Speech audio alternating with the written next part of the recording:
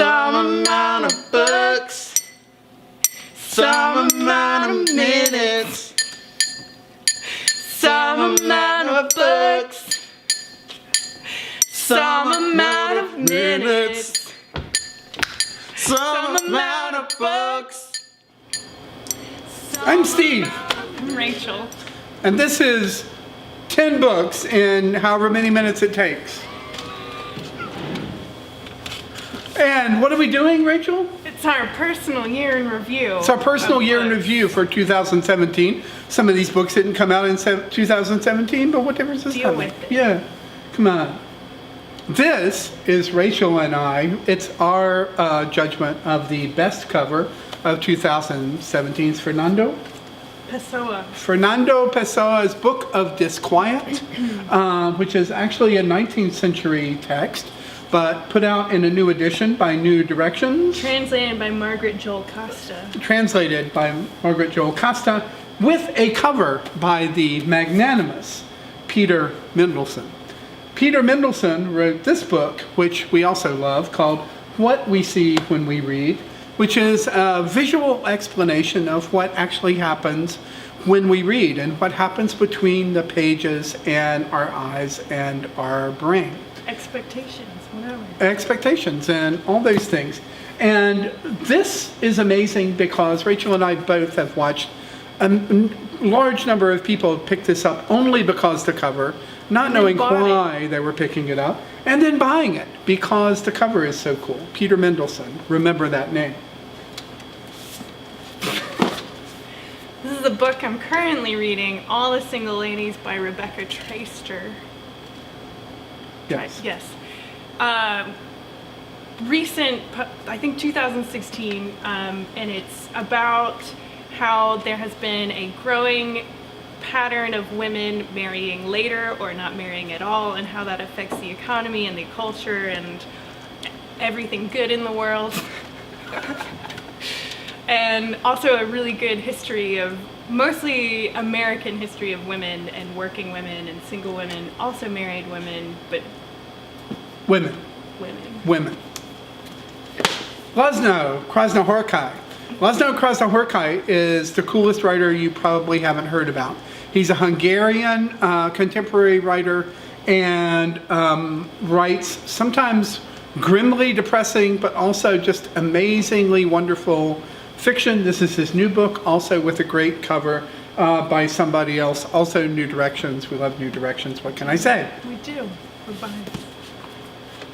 We Go to the Gallery, a Dung Beetle learning book. Yes. Which is a parody on your 1950s educational picture book. Yes. You get to learn fun words like sex and penis, and how it relates to contemporary art and what was it, the debilitating middle-class self-hatred contained in each piece of artwork they encountered. Yes.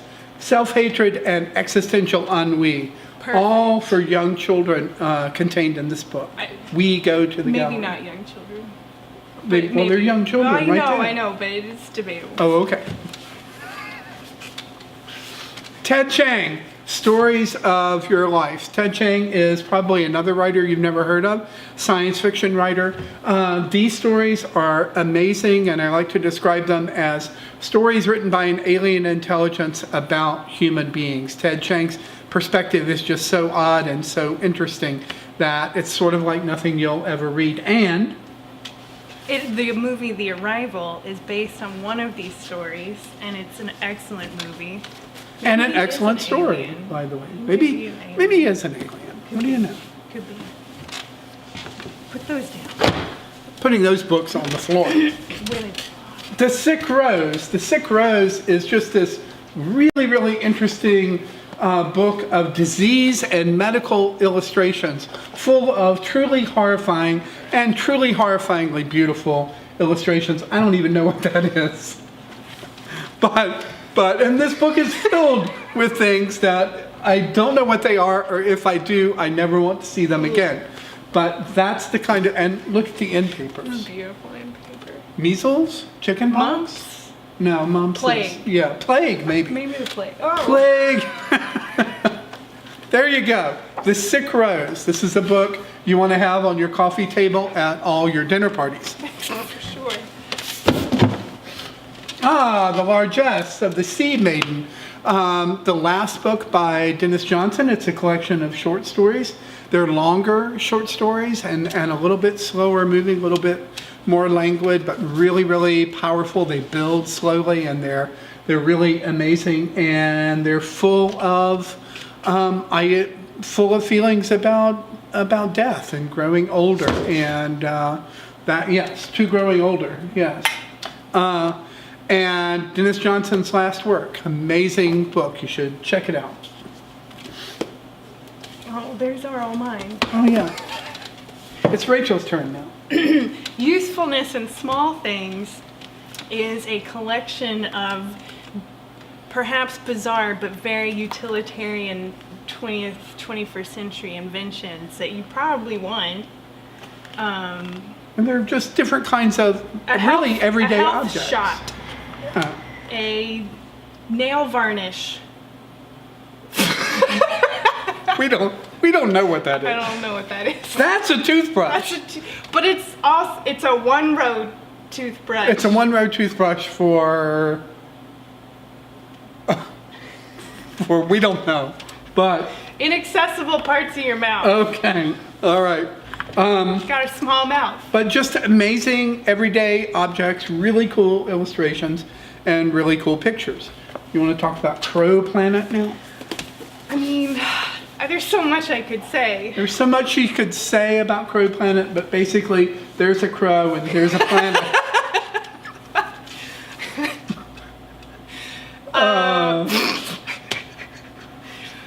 It's okay. Take a breath. Here you go. She's an ornithologist, and she's like, guys, pay attention to the urban environment because it's part of the environment. We're a part of the environment. It's all connected, and pay attention. Pay attention to the Crows. urban environment because Crows are a big part of the creatures live in the urban environment, They right? do. It's not just us. It's not just us. Yeah, so And there. Crows do really well in urban environments. Crows, Matters. yeah, crows and cockroaches. I'll explain it to you if you ask me. Yeah. You can see that later on a later video. I have a whole hour discussion on that one. What about this one, Rachel? Alpha Bravo Charlie? Yes! The complete book of nautical codes. Not only that, but flags. Look at that beautiful in paper. That's Morse code there. You can't really see it on It is camera, Morse but that's code. Morse code, yes. Okay, you learn all the signal flags. You learn why they're important. You learn the alphabet. You can semaphore your neighbors. C, Charlie, yes, or affirmative. Yes. It's so you don't get confused when your radio signals are choppy. It's Yeah. great. And you have to use flags it's or great. whatever. And Mike is pronounced Mike. That's Mike what I is learned. pronounced Yeah. Mike. Yes. Romeo is pronounced Romeo. Yes. And see, that's how you do it. That's the semaphore thing. So that is Beautiful. Alpha Bravo Charlie. And that's been 10 books. Or 11. Yeah. 11. In some amount of In time. however many minutes it was. And I'm Steve. And I'm Rachel. And that's it. Cheers. Cheers.